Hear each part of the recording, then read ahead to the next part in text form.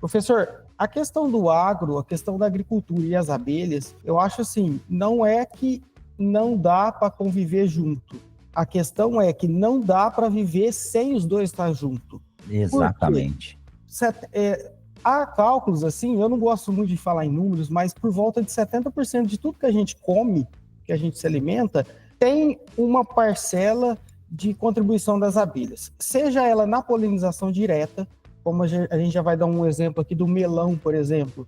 A produção de melão é quase 100% polinizado por abelhas, né? Então o pessoal já aluga colmeias, que o Armando falou muito bem, o Dr. Dessa, a Lígia também. Então, é o seguinte, as abelhas nativas sem ferrão, na verdade elas não são sem ferrão, elas têm um ferrão atrofiado. Então, elas não têm a capacidade de ferroar e elas têm outros tipos de defesa. O professor perguntou se tem alguma sem ferrão exótica. Não, não tem. Porque quando a gente fala que a gente quer abelha sem ferrão, o pessoal acha que é uma mutação genética, alguma coisa da apis, que ela tornou ela sem ferrão. Então não existe, tá? Aqui não tem nenhum relato de abelha sem ferrão introduzida no Brasil.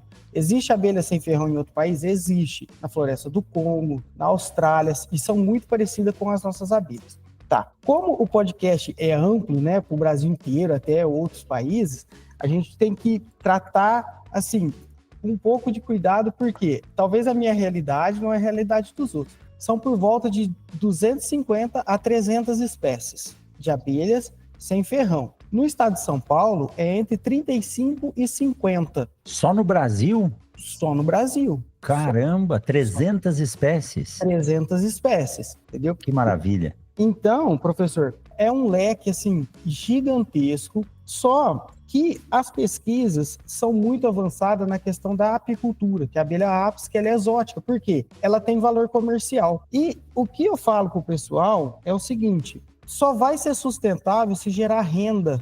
Perfeito. Só o hobby a gente não consegue entrar na cadeia produtiva, a gente não consegue avançar. Então, só vai ser sustentável se gerar renda. Com isso, a gente tenta trazer para o produtor rural que se você tiver algumas caixinhas de abelhas ali dentro do seu pomar, você vai melhorar a sua produção das frutas e você vai ter um mel dentro da sua casa. Você vai conseguir produzir o mel dentro da sua casa, sem trazer risco nenhum para sua família, e você vai ter um produto maravilhoso. Eu vi o episódio do Armando, né, falando da questão do mel, e assim, professor, não tem praticamente, eu falo que só tem o nome de mel, porque são dois produtos muito diferentes, tanto em propriedade, como em sabor, textura e uso.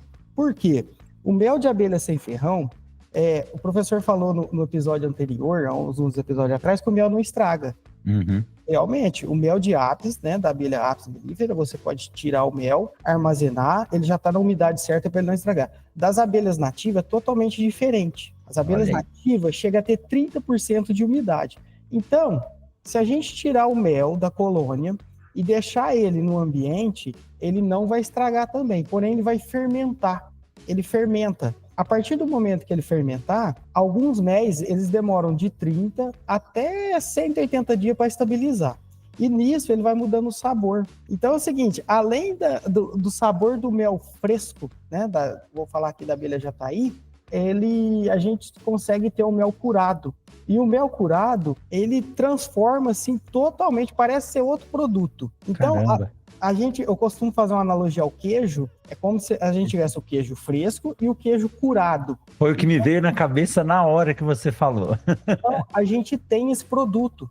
E essa falta de diálogo que eu falo entre a academia e o governo, né? Porque tudo que a gente vai fazer com meliponicultura, a gente usa por base a apicultura. Vamos lá, eu quero montar uma sala para processamento de mel. As regras que a gente tem é todas da apicultura. A gente tem pouquíssimas regras para meliponicultura. Se o professor pesquisar depois, são pouquíssimos méis de abelhas nativas sem ferrão com certificação, justamente por essa dificuldade. Tá, eu vou tratar de mel, vai ser o mel já curado ou vai ser mel fresco? Então, essa metodologia é muito difícil.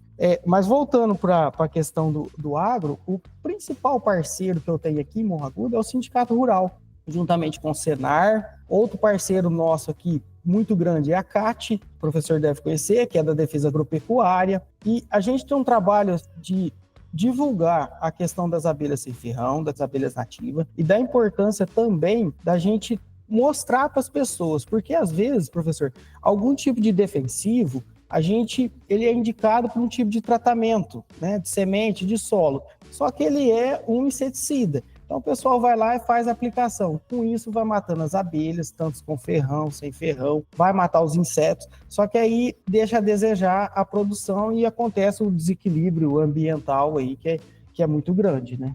É isso que acaba sendo visto e divulgado, e aí surge as grandes brigas que são infundadas, na verdade, né, Gessé? Você falou algo que tem que ser destacado. A nossa alimentação depende dos polinizadores. A maior porcentagem dos polinizadores são abelhas, nativas ou exóticas, mas principalmente as nativas. Então, há como haver, né, sem ser pleonástico aqui, uma boa convivência. Aí, nesse ponto, sim, a gente usa a ciência e a tecnologia. Então, falta essa comunicação de academia, com o meio produtivo e, às vezes, até mesmo com os órgãos reguladores. E outro ponto, a gente tem que saber utilizar o que é para se utilizar. Produto para tratamento de semente tem que ser usado para tratamento de semente. Produto para aplicação foliar tem que ser para aplicação foliar.